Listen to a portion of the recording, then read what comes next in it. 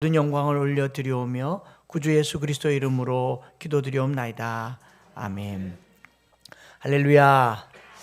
사도행전 7번째 말씀 계속 전하고 있습니다. 오순절 성령의 역사로 초대교회는 이전에 경험하지 못했던 복음의 놀라운 역사들을 경험합니다. 먼저는 사도들로 말미암아 기사와 표적이 많이 나타났습니다. 사도행전 2장 43절에 사람마다 두려워하는데 사도들로 말미암아 기사와 표적이 많이 나타났다라고 말합니다. 그런가 하면 삶의 변화도 나타났습니다. 2장 44절과 45절에 믿는 사람이 다 함께 있어 물건을 서로 통용합니다. 재산을 나누고 소유를 팔아 각 사람의 필요를 따라 나누어 주었습니다. 놀라운 변화가 나타났죠. 더 나아가서 공동체의 신앙생활에도 큰 변화가 나타납니다. 2장 46절과 47절에 날마다 마음을 같이하여 성전에 모이기를 힘쓰고 집에서 떡을 떼며 기쁨과 순전한 마음으로 음식을 먹고 하나님을 찬미하며 또 온 백성에게 칭송을 받으니 그 결과로 주께서 구원받는 사람을 날마다 더하게 하셨다. 이게 초대교회의 열매일 뿐만 아니라 사도행전 전체를 아우르는 그들에게 나타났던 큰 변화인 것이죠. 2장에 일어났던 성령 세례가 그들에게 영적인 체험이나 신비적인 어떤 경험의 이야기가 아니라 더 나아가서 실제적이고 구체적인 삶의 변화로 나타났다라는 겁니다. 오늘 우리가 성령 세례를 받았을 때에 방언을 말한다거나 능력을 체험한다거나 병을 고친다라고 하는 이런 하늘의 신비를 본다라고 하는 이것에 대한 사모함이 있다면 성령 세례가 가지고 오는 그 다음 열매 또 생각해 보아야 됩니다. 뭐냐면 재산과 소유를 팔아 각 사람의 필요를 따라 나누어 주는 것에 대한 사모함은 있습니까? 방언 받기를 사모하는데 재산과 소유를 팔아 나누어 주기를 사모하지는 이건 어렵죠. 어느 게 더 쉽겠습니까? 이게 같이 일어나고 있다라는 거죠. 그리고 함께 있어 모든 물건을 서로 통용하려고 하는 게 쉽겠습니까? 방언하고 예언하고 귀신 쫓아내는 게 쉽겠습니까? 여러분, 능력 체험하는 것은요, 재산을 팔아서 소유와 필요를 따라 사람들에게 나누어 주는 것보다 것에 비교하면 오히려 쉬운 일일 것입니다. 복음을 받아들이고 예수를 믿는 것은 쉬운 일일 수도 있어요. 그러나 믿음을 가지고 사는 것은 훨씬 더 많은 것을 요구하고 있다는 것을 우리가 기억해야 한다라는 말이죠. 이제 3장으로 넘어와서 성전 미문에 앉은 뱅이가 일어나 걷게 된 이 사건은 이 2장에 이어서 더 확대되는 복음의 메시지를 소개하고 있습니다. 2장과 똑같은 패턴으로 기사와 표적이 나타났습니다. 사람들이 솔로몬의 행각에 모였고 베드로와 요한이 말씀을 전했습니다. 이 말씀의 핵심은, 쟁점은 예수의 이름이죠. 예수의 이름. 예수의 이름이 전해졌고, 은과 금이 아니라 예수의 이름이 전해졌고, 그 이름이 나타난 증거로 안진뱅이가 일어나서 걷게 되었습니다. 2장에서 성령 세례를 받은 사도들과 성도들에게 나타났던 기사와 표적, 방언과 여러 능력들이 복음 증거로 3,000명이 세례받는 역사가 나타난 것과 똑같은 패턴으로 3장에서 이 복음을 듣고 예수를 믿는 자가 4장 4절에 말씀을 들은 사람 중에 믿는 자가 많으니 남자의 수가 약 5천이나 되었더라 라고 얘기하죠. 이때 베드로가 전했던 핵심 메시지, 지난주에 말씀을 나누지 않았습니까? 왜 우리를 주목하느냐? 왜 이 권세, 이 권능과 경건이 우리에게서 난 것처럼 우리를 주목하느냐? 예수를 주목하라. 이 예수를 너희가 죽였고 하나님이 살리셨다. 지금이라도 회개하고 예수의 이름을 믿으면 하늘로부터 유쾌하게 되는, 기쁘게 되는 날이 이를 것이다. 이것이 복음이었고, 이 설교를 받아들인 사람이 5천 명이 예수를 믿었다가 4장으로 이어지게 되죠. 여기까지가 2장과 3장에 평행하게 복음이 전해지는 하나의 패턴입니다. 기사와 표적이 나타났고 사람들은 이것을 보고 놀랐고, 그리고 사도들은 복음을 전하고 많은 사람이 예수를 믿었다. 우리는 이 그림을 사도행전적 부흥이라고 얘기를 한다면 이건 반쪽입니다. 사도행전의 이야기는 여기가 시작점이지 여기가 결론 부분이 아니라는 거죠. 이 4장부터는 누가가 소개하는, 4장부터 소개하는 초대교회의 모습은 이거 2장과 3장의 패턴에서 좀 더 진화되고 업그레이드된 모습을 보여주고 있습니다.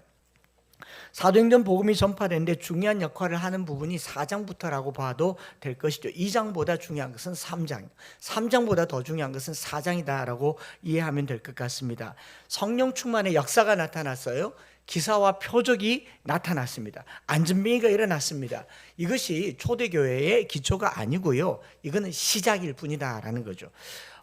사도행전 전체를 아우르는 복음의 역사는요, 권능과 성령의 권능과 능력, 기사와 표적이 아니라 성령의 권능과 능력을 거부하고 박해하는 핍박에 대한 이야기가 4장부터 줄기차게 나온다라는 겁니다. 복음이 전해지면 능력이 나타나고 구원을 받는데 이 과정에 어떤 일이 있느냐? 끊임없이 반대와 박해와 핍박을 받는 것이 복음의 현장의 역사다라는 겁니다. 그래서 사도행전은 고난행전이에요. 초대교회 어느 구석에도 고난 없이 승승장구한 기록 자체가 없습니다. 고난과 박해가 복음을 전하는 현장에서 끊임없이 드러났다라는 겁니다.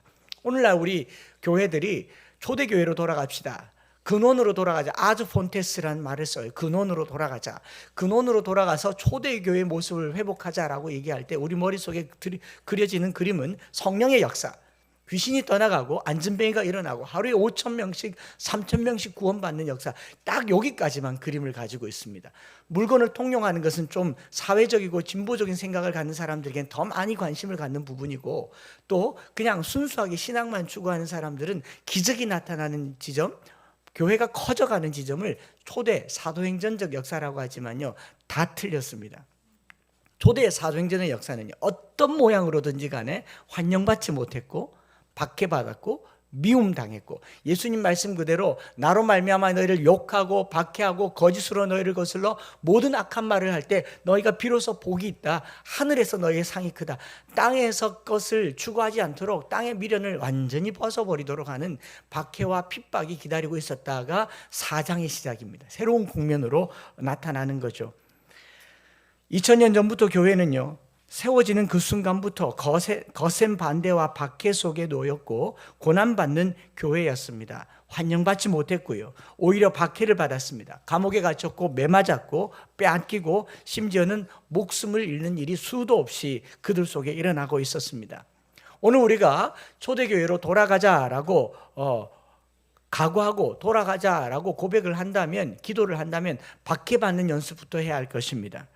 가난하게 되는 일을 연습해야 될 것이고, 예수를 전하다가 교회는 문을 닫고 재산을 몰수당하는 경험을 각오해야 할 것입니다. 동성애 반대 차별금지법 폐지를 이야기하면 목사님들이나 교회가 3천만 원 벌금 낸다, 그것 때문에 벌벌 떨고 길거리로 나갈 거면 아예 교회 문을 진작에 문 닫았어야 맞는 게 맞습니다. 그 돈 3천만 원이 두려워서 우리가 집단 행동을 하는 겁니까? 그거 아니잖아요. 아닌 건 아니라고 말하고 박해는 받는 거고, 진리와 박해는 평행선상에 놓여 있고 항상 함께 했다라는 것이 성경의 이야기다라는 거죠. 오늘 우리가 읽은 사도행전 4장은요, 초대교회 성령의 역사 이후로 처음 기록되는 박해, 핍박에 대한 이야기입니다. 예루살렘 성전을 둘러싸고 있는 솔로몬 행각에 수천 명의 사람들이 모였고, 그 사람들에게 있어서 놀라운 일이 연일 일어나고 있었습니다. 방언을 말하고 다른 언어로 말하고 기사와 표적이 나타나고 안전뱅이가 일어납니다. 이것을 바라보고 있는 성전 맡은 자, 제사장, 사두개인들, 이 4장 2절에 보면요, 예수 안에 죽은 자의 부활이 있다고 백성을 가르치고 전함을 뭐했다? 싫어했다라고 얘기합니다. 싫어했다. 이 가르치고 전하는 것을 싫어했다. 복음이 전해지면 복음 그 자체는 기쁜 소식인데요, 당시 사람들에게, 특별히 종교 지도자들에게 듣기 좋은 소리가 되지 않았다. 오늘 우리가 사도행전을 보고 오늘의 교회를 보면서요, 우리가 세상에 환영받는 삶을 살기를 원한다면 아마 복음과 거리가 멀어야 할 것입니다. 저와 여러분들이 예수 믿는다는 이 사실 때문에 세상에서 싫어함을 당하는 것을 당연하게 여길 때 그것이 복음입니다. 여기 싫어했다라는 말은요, 신경질을 낸다, 몹시 짜증을 낸다, 격분한다라는 감정적인 표현입니다. 디아포네오라고 하는 말은 너무 싫어한다라는, 너무 싫어한다, 그냥 싫어한다라는 말이에요. 화가 나서 어쩔 줄 몰라 한다, 불쾌히 여긴다. 여기에 왜 싫어하는지에 대한 논리적이고 합리적인 설명이 없어요. 그냥 싫은 겁니다. 싫은 거. 예. 개꼬라지 미워서 낙지 산단 말 들어보셨어요? 옛날에 시골에 어른들이 그런 말 썼더라고요. 생선을 사면 걔한테 뼈라도 줄 수 있잖아요. 고기를 사면 기름이라도 줄 수 있는데 낙지는 버릴 게 하나도 없잖아요. 니한테는 국물도 안 준다란 말로 그냥 개가 싫다고 낙지 산단 말. 우리 속담이 기가 막힌 말들이 많아요. 그냥 미운 거예요. 미운 거. 예수 믿는다는 사실 자체가 미움받을 때 우리 복음이 순수성을 잃지 않았다. 이걸 이해하셔야 됩니다. 사람들이 나를 미워하는 거 이상하게 생각하지 말으셔야 돼요. 당연한 현실입니다.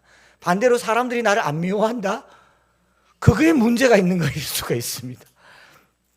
그렇지 않겠습니까? 이 미워한다라고 하는 게 무서운 말이에요. 미우니까 여러분 누구를 한번 미워해 보세요. 미워한 마음이 들기 시작한 순간부터 그가 하는 모든 일들이 다 미워집니다. 뇌가요, 합리적으로 미운 방향의 근거를 이성적으로 판단하기 위해서 다 싫어하게 만들어요. 저를 한번 미워해 보세요. 이제 말투조차도 싫고요. 이제 작은 건 다 싫고요. 아재 개그는 그냥 혐오하게 될 거예요. 미워서 그런 거지 이유가 있는 게 아니에요. 아재 개그를 싫어하는 사람들은 그럴 수도 있을 겁니다. 미워서 그럴 거예요. 사랑하는 사람 웃어는 주는데. 네. 이게 미워한다라는 말이죠. 오늘 우리 이 사회가 조장하고 있는 게 뭐냐면요. 합리적인 근거를 만드는 게 아니라 밉기 때문에 미운 이유를 찾아내요. 정당히 서로를 바라보면서 내로남불이라는 게 딱 그런 케이스잖아요. 그냥 미운 거예요. 그냥 싫은 겁니다. 그래서 이 베드로와 요한을 가두었습니다. 저녁에 가두고 구치소에 구금을 했고 이튿날 공회의 재판에 회부를 합니다. 대제사장과 문중의 사람들이 이들을 신문하게 됩니다.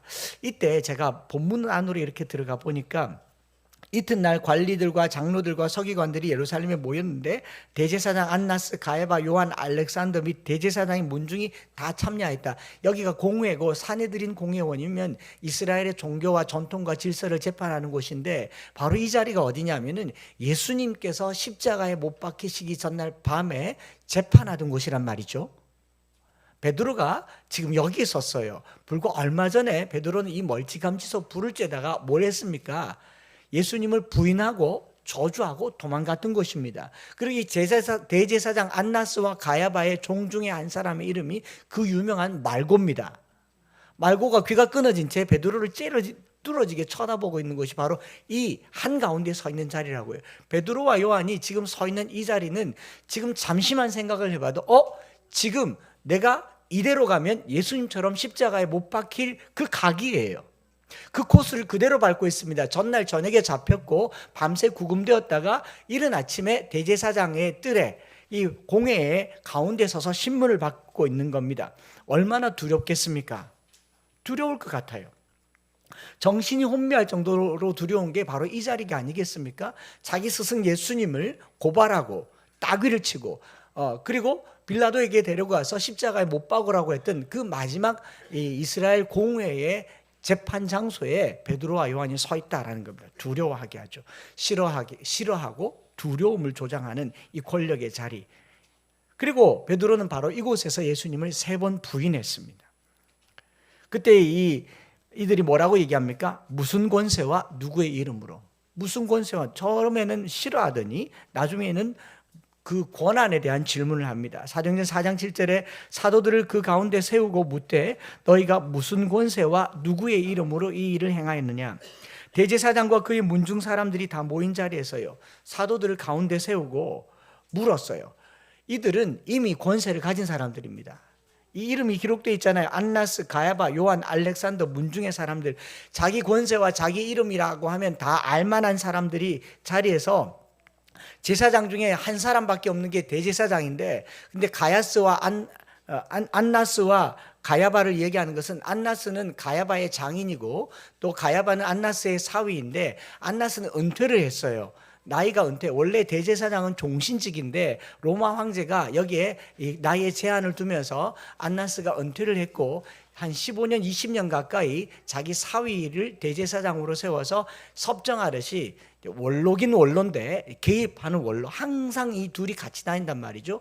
권세가 있는 사람들은 최고의 권세가 있는 장인과 사위, 그리고 그 문중의 사람들이 다 모였으면요 이름과 권세는 이미 그들에게 있는 겁니다. 무슨 권세와 누구 이름으로 이 일을 행하였느냐라는 말은 그들이 도대체 누구의 이름과 누구의 권세로 일을 행하느냐에 대한 궁금함이 있는 게 아니고 우리가 허락하지 않은 일을 왜 했느냐 이 말인 거예요. 이해가 되십니까? 그러니까 권세 있는 사람들이 다 모여서 이미 가질 만한 권세는 다 가진 대제사장, 장인, 사위, 문중에 속한 사람 다 모여서 그들 앞에 있는 베드로와 요한은 어떤 사람입니까? 무력하고 무능하고 무식한 사람입니다. 권세와 권력을 가진 일단의 무리들이 던진 이 질문, 무슨 권세와 누구의 이름으로 이 일을 행하였느냐라는 질문, 누구 허락받고 이 안전뱅이를 일으켰느냐? 우리는 허락한 적이 없는데 라고 말하는 거죠. 굉장히 아이러니한 질문입니다. 딱 머릿속에 그런 생각이 들었어요. 병 고치는 의사보다 의사 면허증을 박탈하는 정부가 더 힘센 사회에 살고 있습니다. 우리는 병 고침을 받기를 원하지 의사 자격증을 원하는 게 아니잖아요. 그렇지 않습니까? 권세와 이름이라고 하는 것은 이런 역할을 하고 있어요. 실제로 병 고침을 받지 못해서 큰 병원에서 돌아가야 하는 응급 환자들은 촌음을 다투는데 정부는 이 권세를 가지고 우리 허락 없이는 진료하지도 말고 면허증을 박탈한다. 도대체 무슨 권세와 누구의 이름으로 일을 하느냐라는 겁니다. 문득 그런 생각이 들었어요. 이 전공의들이 어려운 일을 당한다. 정부로부터 어려운 일을 당할 수는 있겠지만 자격을 박탈받는 일은 있어도 병 고치는 일은 그만두지 말았으면 좋겠다는 생각이 들어요. 우리가 저항하고 거부할 수 있는 가장 큰 힘은요, 내 할 일을 하는 거잖아요. 국가가 하는 일은요, 자격을 주는 일밖에 없잖아요. 다 똑같은 상황 아닌가요, 이게? 무슨 권세와 누구의 이름으로 이 일을 하느냐, 이게 중요합니까? 안전뱅이가 일어난 게 중요한 겁니까? 일어난 게 중요한 거지 않습니까? 법을 지켜가며 살아가는 사람보다 법을 만들고 법을 심판하는 사람들이 더 큰 권세와 더 큰 세력을 갖고 있는 세상에 살고 있어요. 참 이걸 우리는 세속적인 세상이라고 얘기합니다. 더는 얘기하지 않겠습니다. 다른 말로 우리 허락 없이는 아무 일도 하지 말라 이 말이죠. 그러니 우리의 이름, 우리 권세 외에는 아무것도 해서는 안 된다. 여러분, 초대교회 복음의 역사가 놀랍게 드러났지만요, 그 시대의 교회는 환영받지 못했고 미워함을 당했고, 그리고 3천, 5천 되는 이 숫자들 두려움할 만한 숫자가 아니에요. 오늘날 교회가 3천 명이 되고 5천 명이 되면 세상이 두려워할 것 같다. 뭐 대구시장에 우리가 서명을 가지고 가면 서명의 명부를 두려워한다. 그건 세속 정부는 두려워할 수 있겠지만요, 더 큰 권력의 자리에 올라가 보면요, 이런 거 하나도 무서워하지 않아요. 제가 총회 노회 어떻게 정치하는 분들 보니까 큰 교회 하나도 안 무서워한대요. 하루아침에 목사 목도 수도 있다고 얘기를 하더라고요. 그런 거 안 무서워하는 게 권세라고요. 권세가 가지고 있는 힘이 얼마나 악하게 오용될 수 있는가를 생각해 보아야 돼요. 그래서 우리나라에서 나온 유명한 말 중에 대한민국 검찰이란 말을 써요. 저는 굉장히 불쾌해요. 대한민국 의사란 말 씁니까? 저는 대한민국 목사입니다. 어디 대한민국 목사를, 대한민국이라고 하는 이름을 가지고 자기 권세를 가지잖아요. 그 이름이 권세가 되어 있지 않습니까? 이런 것들은 국가를 위해서 봉사한다고 하는 공직자들이 해서는 안 될 처사라는 거죠. 지금 바리새인은 여기 없죠. 대제사장과 그 모든 문중들이 우리가 허락 안 했는데 왜 안전뱅이를 고쳤냐라는 겁니다. 의사 면허증 없이 왜 환자를 고쳤느냐, 불법 의료행위다라고 지적하는 것과 똑같은 거죠. 그러다 보니까 이 교회들은 미움당하고 박해를 받고 허락받아야 되는, 마치 중국의 삼자교회 같은 그런 현상이 나타나는 게 지금 이 모양과 똑같지 않겠습니까? 안전뱅이가 걷고 하루에 5천 명씩 예수님을 믿게 되는 거, 이거 기독교 대부흥의 시기에 나타나는 놀라운 역사일 수 있지만 거기보다 더 큰 반대와 방해와 박해가 있었다. 이런 박해의 상황을 우리가 잊지 말자라는 게 오늘 저와 여러분들이 기억해야 할 일입니다. 예수 믿고 사는 거예요. 안 쉽습니다. 안 쉬워요. 누구에게도 반대받고 미움당하고 그냥 이유 없는 방해를 받게 되는 것이 신앙생활 한 것이라는 것이죠. 이런 박해의 상황에서 빛나게 드러나는 것이 베드로의 말씀 아니겠습니까? 베드로의 믿음이 절정으로 드러나는 겁니다. 베드로는 지금요, 이 광장, 불과 지난 겨울에 예수님을 돌로 치려고도 했고, 얼마 전에 예수님을 십자가에 못 박았던 이곳 솔로몬의 행각에서 5천 명에게 설교를 했고요. 또 사내들인 공회, 예수님을 십자가에 못 박았던 거기에서 천하 인간에게 구원 얻을 만한 이름은 준 적이 없다. 내가 너희들 말 듣는 것과 하나님 말씀 듣는 것 중에 어느 것이 옳은가 너희가 판단해 보라고 담대히 말할 수 있었던 이 말은요, 박해 속에서 나온 말이라는 겁니다. 저와 여러분들의 신앙이 가장 아름다워지는 지점이 있다면 어려움과 곤란과 손해와 피해를 무릅쓰고 줄을 붙들 때 우리의 신앙은 더 빛날 줄 믿습니다. 순탄한 길 걸으려고 하지 마세요. 신앙생활 자체가 순탄하지가 않습니다. 어떻게 보면 공회 앞에 서 있는 베드로의 심리적 상태는요, 안전뱅이보다도 더 후덜덜덜거리는, 한 걸음도 걸을 수 없는 트라우마의 장소일 수 있습니다. 제 동기 목사님 중에 한 분이 노회에 무슨 고소고발건이 있어서 경찰 조사를 받으러 몇 번 다녀오고 난 후에 제게 그런 말 하더라고요. 한 목사님이 교회 10개 건축하는 것보다 경찰서 다녀오는 게 훨씬 더 힘듭니다. 왜요? 한 목사님, 거기 가면요, 저는 목사가 아닙니다. 피조사인이 돼서 시가 됩니다. 입구에까지는 목사님인데 들어가는 순간 아무개 시가 돼요. 옳습니까? 맞습니까? 봤습니까? 안 봤습니까? 자기가 뭐 혐의가 있어서 가는 것도 아니고 참고인으로, 증인으로 가는데도 거기 들어갔다 나오는데 사지가 다 풀리고 영혼이 빠져나가는 것 같대요. 우리나라 검찰이 뭐 민주검찰, 경찰 그래도 한 번 갔다 오면 사람이 영혼이 탈탈 털리는 곳인데, 제발 저를 고소하지 말아주시기 바랍니다. 직접 말해주세요. 제가 사과해야 할 테니까. 경찰로 넘기고 그러지 마세요. 그 목사님이 너무 힘들어서 명명백백하게 그분이 잘못했음에도 불구하고 다시 경찰서에 가지 않으려고 손 내밀어 악수했다 그러더라고요. 이게 권력이 무섭다라는 거예요. 거기는 신분과 지위가 없어요. 지금 베드로가 서 있는 사내들인 공회예요. 사람의 영혼을 탈탈 털기 딱 좋은 곳입니다. 신성 모독이요 한마디 하면 그는 그냥 죽음이에요. 사도행전을 보면서 3,000명, 5,000명 앞에서 설교하는 것보다, 그 앞에서 설교하는 것보다 70여 명의 사내들인 공회의원 앞에 서 있는 것이 훨씬 두려웠을 겁니다. 저와 여러분들의 삶이 때로는 내가 서서는 안 될 곳, 또 서기 두려운 곳에 설 수도 있다는 것을 기억해야 합니다.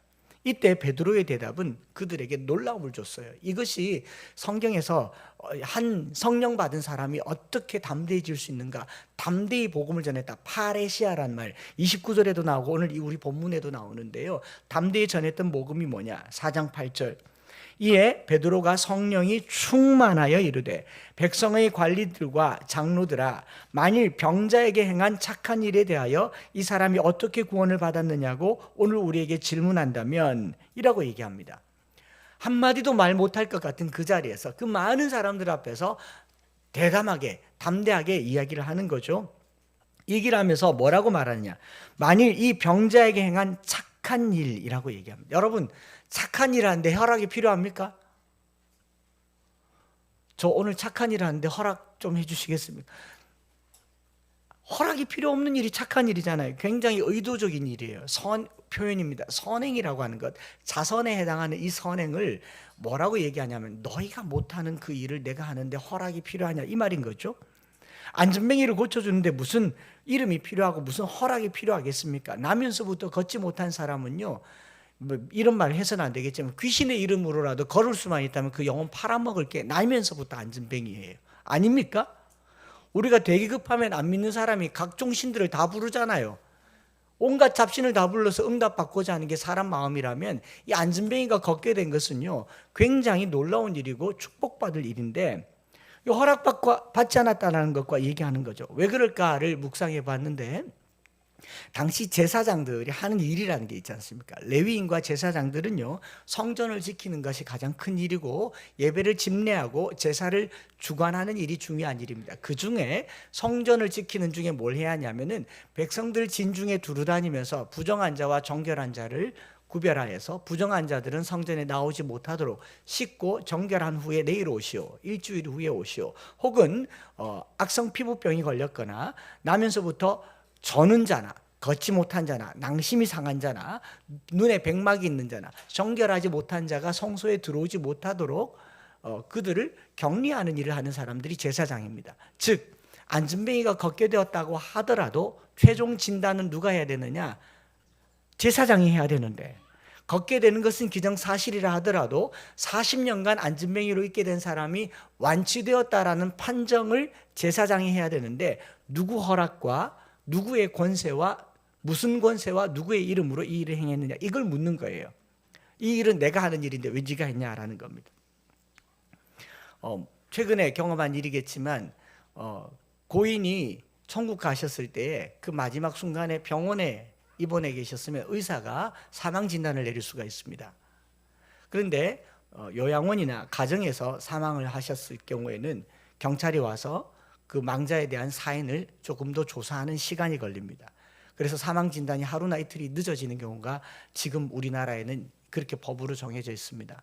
그래서 사망 진단서를 안 떼주고 부검 확인서 또 사망 확인서를 떼어주는 형태로, 똑같은 거지만 누가 받느냐에 따라서 그걸 상태를 다르게 보는 게 지금 법도 그렇단 말이죠.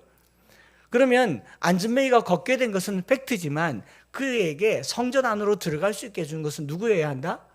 제사장이어야 한다. 이게 지금 교계에 일어나고 있는 게 이거 비슷한 시스템이 아닌가 생각을 해요. 저희는 복음은 사람을 고치는 능력이지 사람을 판단하는 능력이 아닙니다. 제사장은 지금 판단을 하고 있어요. 이 사람이 정결한지 부정한지 판단을 하는 겁니다. 그리고 유죄인지 무죄인지 판단하는 사람입니다. 이걸 눈에 보이는 사람을 계속 판단하는 게 제사장의 일이라면요, 예수님의 일은 이 사람을 고치는 게 일입니다. 기독교의 일은 판단하는 일이 아니라 고치는 일입니다. 저와 여러분들이 이것은 옳다, 이것은 그르다, 이것은 맞다, 이것은 틀렸다 판단하는 자가 아니라 세상을 변화시키는 변혁의 주체가 되기를 바랍니다. 그 복음의 능력이에요. 옳고 그름을 가름질하고 구별하고 차별하는 종교가 아니고요, 구별되고 차별된 사회에서 고아와 과부에게 실질적인 삶의 기회를 주는 게 기독교입니다. 이 사람은 가난한 사람이다, 이 사람은 부자다라고 말하는 게 기독교가 아니라 가난한 사람에게 실질적으로 먹을 걸 주는 게 기독교입니다. 병자에게 가서 너 병이 있으니까 병원 가라가 아니라 실제로 그의 필요를 채워주는 게 기독교라고요. 제사장은 판단만 하고 있는 겁니다. 오늘날 우리 교계가, 교계를 얘기하면 굉장히 조심스럽죠. 또 가위가 올라올까 봐. 오늘 우리네 단체들이 무슨 총회, 무슨 연합회를 만들어서 판단을 합니다. 세상을 바꾸는 것은 판단해서 되는 게 아닙니다. 직접적으로 행동하고 변화시키는 것이죠. 복음은 치료하는 능력입니다. 용서하고 품고 사랑하고 그리고 내 사람으로 만들어가는 것이 능력입니다. 판단하는 권세는 권세가 아닙니다. 진정한 권세는 변화시키는 권세입니다. 나사렛 예수 이름으로 너는 안진뱅이야 라고 말하는 게 아니라 나사렛 예수 이름으로 일어나 걸으라 라고 말하는 것이 복음입니다. 오늘날 그리스도인들은요, 세상을 판단하는 자들이 아니라 치료하는 자들로 살아야 할 것입니다. 우리 삶 속에요, 이것 보고 판단하고 저거 보고 판단하고, 여기는 뭐 예수가 있네 없네, 아니 없으면 내가 예수님 데리고 가면 돼요. 아무도 예수님과 관계없는 삶을 살면 내가 예수님과 관계 있는 삶을 살면 됩니다. 판단하고 정죄하는 것은요, 제사장들의 일이고요, 그 속에 들어가 삶을 사는 것은 사도들의 일인 줄 믿습니다. 오늘 우리가 이게 삶이 되기를 축복합니다. 그래서 사도 베드로가 이렇게 말하죠. 4장 10절부터 12절에 너희와 너희 모든 이스라엘 백성들을 알라. 너희가 십자가에 못 박고 하나님이 죽은 자 가운데서 살리신 나사렛 예수 그리스도의 이름으로 이 사람이 건강하게 되어 너희 앞에 섰느니라. 이 예수는 너희 건축자들의 버린 돌로서 집 모퉁이의 머릿돌이 되었느니라. 다른 이로서는 구원받을 수 없나니 천하 사람 중에 구원받을 만한 다른 이름을 우리에게 주신 일이 없음이라 하였더라. 이 12절 한 구절 때문에 기독교는 엄청 공격받았어요. 왜 예수밖에 없다고 하느냐, 예수님 아니라도 구원이 많지, 이기적이다, 독선적이다, 자기밖에 모른다, 천국과 천당, 극락 다 이름만 다르지 가보면 똑같다, 부처님 이름으로 가도 뭐로 가도 서울로 가면 되지, 꼭 국도로 안 가고 고속도로로 가야 되냐, 이런 다원주의적인 공격을 제일 많이 받은 구절이 12절이에요. 다른 이름으로서는 구원을 얻을 수 없다라고 얘기를 하기 때문에. 그러나 이걸 제가 지금 다 설명을 할 수는 없고요. 믿습니다. 부처님 이름으로도 가시려면 가보시든지요. 이걸 가지고 뭐 논쟁하고 논증하고 얘기할 필요가 없어요. 제게는 아내가 한 사람뿐입니다. 그걸 뭐 설명이 필요합니까? 간단하잖아요. 내게 주님은 예수님밖에 없어요. 그런데 이런 베드로와 요한의 대답을 듣고 사내들인 공회원은 사도들이 담대히 말하는 것을 보고 놀랬어요. 왜냐하면 지금 겁먹을 줄 알았는데 당당하다 못해서 똑똑하기까지 하잖아요.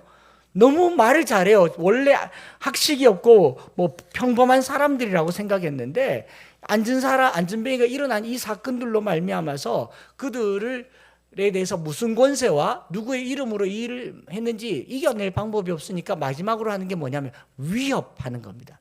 첫째로는 싫어해요. 두 번째로는 그 권위에 대해서 도전을 합니다. 세 번째로는 뭐예요? 위협하는 거예요. 위협. 4장 17절에 이것이 민간에 더 퍼지지 못하게 그들을 위협하여 이후에는 이 이름으로 아무에게도 말하지 말게 하자. 여러분, 진실 앞에 할 말을 잃은 권력은요, 폭력이 되기 십상입니다. 그렇지 않습니까? 사회가 그렇고 세상이 그래요.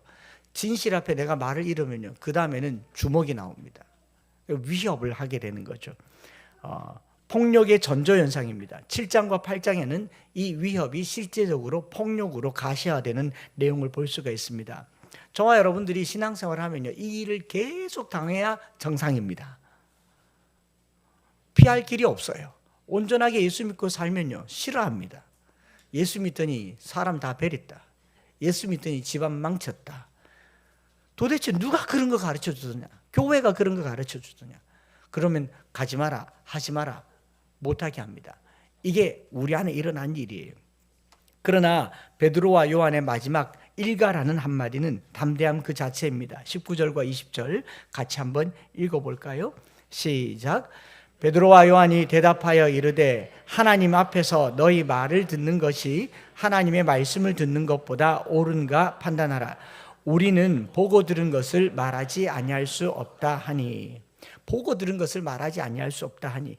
이 일을 왜 위협했는가를 제가 이제 마지막으로 곰곰이 생각을 해보니까, 제사장이 주로 하는 일이 제물을 받아서 제물을 가지고 집례하는 일을 하고, 백성의 부정과 정결을 구별하는 일들을 하고, 성전의 출입을 주관하는 일을 하는데 예수의 이름으로 병이 다 나아버렸어요.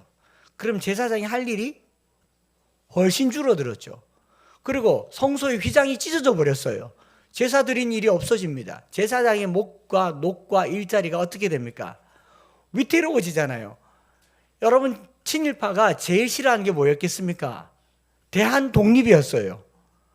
우리나라가 독립을 하면 자기가 그동안 가깝게 지냈던 일본과의 모든 것들이 자기에게 역풍이 되어서 돌아오는 것처럼, 주님 나라가 임하면 제일 먼저 실직할 직업이 목사입니다. 성경을 가지고 먹고 살 수가 없어요.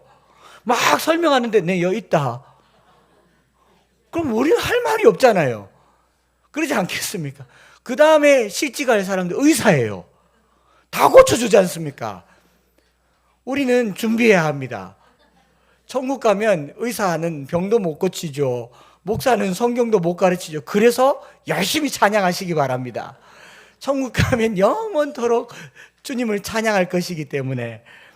저는 이 사내들인 공회원들이 예수님의 이름과 권세가 그들에게 가장 위협이 되는 실질적인 이름이라는 것을 알게 됐어요. 오늘날 우리 교회도 마찬가지입니다. 제가 그냥 옛날에 좀 혈기왕성하던 젊은 신학생 시절에 그런 말 했어요. 예수님이 주일날 재림하셔도 이 강단에는 못 선다. 왜냐하면 예수님은 총회가 인정하는 신학교를 못 나왔고, 그리고 교단의 안수를 못 받았고, 예수님은 교단이 합동교단이 아니기 때문에 여기는 못 오신다. 이 우스갯소리지만 굉장히 뼈있는 소리예요. 우리가 만들어 놓은 교단, 교세, 교파라고 하는 이 시스템이 주님이 들어올 자리가 없도록 만든 권세이며 이름이라는 겁니다. 오늘 저와 여러분들이 내가 가지고 있는 삶의 모든 권세와 모든 이름이 내려놓아지고 예수 그리스도의 이름이 유일한 권세가 되기를 바랍니다. 예수 그리스도 그 이름이 내게 전부가 돼야 돼요. 이게 안 되면요, 밥줄 붙잡는 겁니다. 안진뱅이는 밥줄, 그 구걸하는 깡통 던지고 예수님 이름줄 잡았어요. 그런데 사내들인 공회원은요, 예수님 이름 던지고 권세를 잡은 겁니다. 오늘 우리가 세상 권세 가질, 지금 총선에 권세를 가지려고 당도 옮기고 뭐 내가 집권 뽑히기만 한다면 뭐라도 될 것 같이 영혼을 팔아넘기는 사람들이 수두룩백백하지 않습니까? 오늘 하나님 나라를 꿈꾸면서요, 이 땅에 내 것을 추구하는 사람들은 내 권세와 내 이름 가지고 사는 사람들. 말씀 마치는데, 지난주에 이제 아내가 처가에 가서 이제 유품들을 정리하고 가족들과 쭉 모여가지고 뭐 아버지가 남긴 게 별로 없지만 그래도 땅, 집 조금은 있지 않겠습니까? 그것에 대해서 나는 아무것도 갖지 않겠다라는, 그 포기각서란 말을 안 쓰고 협약서라는 표현을 쓴대요. 빚이 있는 게, 빚과 관계 있는 게 아니니까 그걸 이렇게 쓰고 이제 돌아온다고 전화를 받았는데 제가 그렇게 말했거든요. 드디어 한시 집 사람이 됐네. 진짜 우리 집안 사람이 된 거잖아요. 아무것도 안 가지고 왔고 안 받았고 안 누리고 살겠다고 했으니, 여러분 저게 남긴 게 별로 없으니까 미련이 없지요. 500억만 되었어도 저는 차 돌리라 어다가 아버지의 흔적은 남겨야 될 거 아니냐, 그러지 않겠습니까? 여러분, 권세라고 하는 거요, 클수록 갖고 싶어집니다. 작으니까 버리죠. 작으니까 가감없이 버리지. 제가 이 엠마오 교회 16년을 이렇게 있으면서 지금 교회가 보기 좋고 하니까 제 권세가 커져가고 있다는 걸 느낍니다. 제가 여러분들에게 영향력이 없지는 않죠. 저희 집 빼고는 제가 셉니다. 이게 여전히 저에게는 두려움의 요소가 돼요. 이걸 포기하고 싶지 않을까? 이걸 더 누리고 싶지는 않을까? 제가 그냥 하는 말이 아니라 언젠가 어느 순간인가 하나님께서 저를 여기를 놓아라고 한다면 저나 여러분들은 놓아야 되는 거 맞지 않습니까? 우리에게 가장 중요한 것은 예수의 이름과 그 이름의 권세인 줄 믿습니다. 우리가 이루어놓은 것은 아무것도 중요하지 않아요. 여러분들이 여기 와서 교회가 어떻게 되었다, 아무것도 중요하지 않아요. 예수의 이름, 예수의 권세, 여기 모든 것을 붙드시는 저와 여러분들 되시기를 축복합니다. 서울의 어느 교회 목사님이 원로가 되시고 아들에게 세습까지 하시고 대한민국에서 톱 3, 2에 들어가는 큰 교회 목사님이 나이가 80이 됐는데 무슨 헝가리 신학교에서 명예 신학 박사 학위를 받았다고, 그걸 대서특필해서 나이가 80이 돼가지고 9번째 명예 신학 박사 학위를 하나는 더 받아야 10개를 채우고 천국 가시지 않겠는가 싶은데, 그 명예 신학 박사 받다가 명예 다 못 살고 왜 그게 필요합니까? 그게 왜 필요해요? 하나도 부족해서 9개씩이나 받고 그걸 강단에서 받는 게 그게 왜 필요하냐고요. 왜 그러냐면요, 권세와 이름이 크기 때문에 그래요.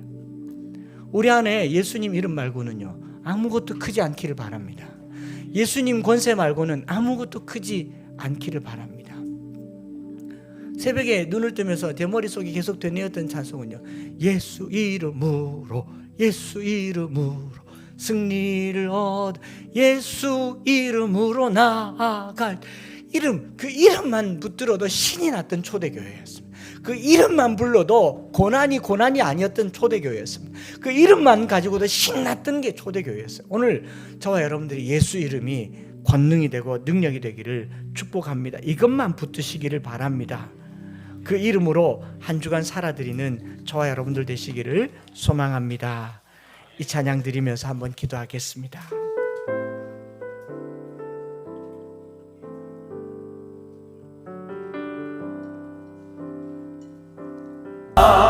우리 시간에 기도할 때요, 주의 이름 크게 부르면서 기도할 텐데 한 주간 동안 식사 기도 때만 주님 이름으로 기도하는 거 아닙니다. 한 주간 동안 살아가면서 출입의 예수의 이름이 내게 능력이 되기를 원합니다. 예수의 이름이 내게 권세가 되기를 원합니다. 오늘 우리의 삶 속에서도 동일하게 예수의 이름으로 앉았다가 걷기도 하고 눈먼 자가 눈을 뜨기도 하고 병에서 나음 받는 그 이름으로 살기를 원합니다. 기도할 때요, 주님 이름이 내게 권세가 되게 하여 주옵소서. 주님 이름이 이름이 내게 능력이 되게 하여 주옵소서. 물질 아닙니다. 학력 아닙니다. 학식 아닙니다. 주님 이름으로 사는 한 주가 되게 하여 주시옵소서. 당연히 미워할 거예요. 당연히 박해할 겁니다. 당연히 싫어할 겁니다. 그럴지라도 담대하게 예수의 이름으로 살아가는 삶의 결단이 있게 하여 주옵소서. 물질 앞에 무릎 꿇지 않도록, 세상의 명예와 권력 앞에 무릎 꿇지 않도록 예수 이름의 권세를 허락하여 달라고 우리 주여 한번 부르짖고 합심해서 기도하겠습니다. 주여, 천하인간의 구원을 만한 다른 이름을 우리에게 주신 적이 없으니 예수여, 주 예수의 이름으로 구원을 얻게 하시고 주 예수의 그 이름이 내게 능력이 되게 하시고 그 이름으로 살아드리는 한 주가 되게 하여 주시옵소서. 아버지 하나님, 세상의 그 어떤 것도 나를 흔들 수 있는 것이 없는 그 이름이 되게 하여 주옵소서. 물질 앞에 무릎 꿇고 명예 앞에 무릎을 꿇고 내가 쌓아놓은 이 아성 앞에 주님을 몰아내는 무슨 권세와 누구의 이름으로 일을 하느냐? 예수의 권세와 예수의 이름으로 일을 하는 것을 우리가 경험하게 하여 주시옵소서. 주님 이름 홀로 높임 받아주시고 주님 이름이 우리에게 병을 고치고 삶의 문제를 해결하는 놀라운 능력이 되게 하여 주시옵소서. 예수 이름을 부르는 자, 예수 이름을 믿는 자, 예수 이름 앞에 나오는 자 복이 있도다. 하나님 아버지, 오늘 세상은 저마다 쌓아놓은 권세와 이름 때문에 참 구원자이신 예수를 미워하고 예수의 이름을 부르는 자를 무슨 권위로 이런 일을 하느냐고 박해하며 또 위협하고 핍박하는 세상 속에 살고 있지만, 우리가 매일같이 고백하는 한 가지 고백, 내 인생의 가장 위대한 권세는 예수님의 권세인 줄 믿습니다. 세상에 생명을 주시고 죽은 자를 살리시고 죄를 용서하시는 주님의 권세로 한 주를 살게 하여 주옵소서. 그 이름을 부르는 것만으로도 능력이 되게 하여 주시옵소서. 주여, 주여, 주여. 주님의 이름이 우리에게 능력이 되어서 누구든지 주의 이름을 부르는 자는 구원을 얻으리라 말씀하신 것처럼 삶에 있어서 주님 이름 불러 외치며 세상 앞에 굴하지 않는 담대함으로 살아드리게 하여 주시옵소서. 하나님, 지난 한 주간 동안 중환병에서 수술을 하고 회복되어 가고 있는 사랑하는 집사님을 주님 만져주시고 예수의 이름으로 회복되게 하여 주시옵소서. 여러 병 가운데 있는 성도들을 주님 만져주셔서 은과 금이 아니라 나사렛 예수의 이름으로 병상을 박차고 일어나게 하여 주시옵소서. 깊은 죄 가운데 있는 성도들, 죄에 씨름하며 죄에 눌려 고심하고 있을 때에 예수 그 이름의 권세가 죄 사함의 능력으로 나타나게 하여 주시옵소서. 사망의 두려움 앞에 있는 성도들에게 예수 그 이름으로 구원의 능력을 경험하게 하여 주시옵소서. 오늘 새롭게 한 주를 시작하며 새롭게 학기를 시작하는 사랑하는 우리 모든 자녀들이 학교에서 신앙생활 때문에 미워함을 당하고 예수 믿는 것 때문에 여러 고난을 당할 때에 두려워하지 말게 하시고 그 이름의 권세로 결단하며 살게 하여 주시옵소서. 하나님, 오늘 주님 앞에 예물을 드립니다. 우리가 예물을 드릴 때 이것이 내게 권세가 아니며 이것이 내게 권력이 아니라는 신앙의 고백으로 드립니다. 받아주시고 한 주간 동안 주의 이름의 권세로 살게 하여 주옵소서. 주 예수 그리스도의 크신 은혜와 아버지 하나님의 변함없으신 사랑하심과 성령 하나님 위로교통 충만 역사하심이 내게 있는 나사렛 예수 그리스도 그 이름이 가장 큰 권세이며 가장 위대한 이름이며 이 이름 붙들고 박해하고 미워하고 싫어하는 세상 가운데 빛으로 드러나기를 소망하는 사랑하는 모든 성도들 위해 이제로부터 영원토록 함께 있을지어다. 아멘.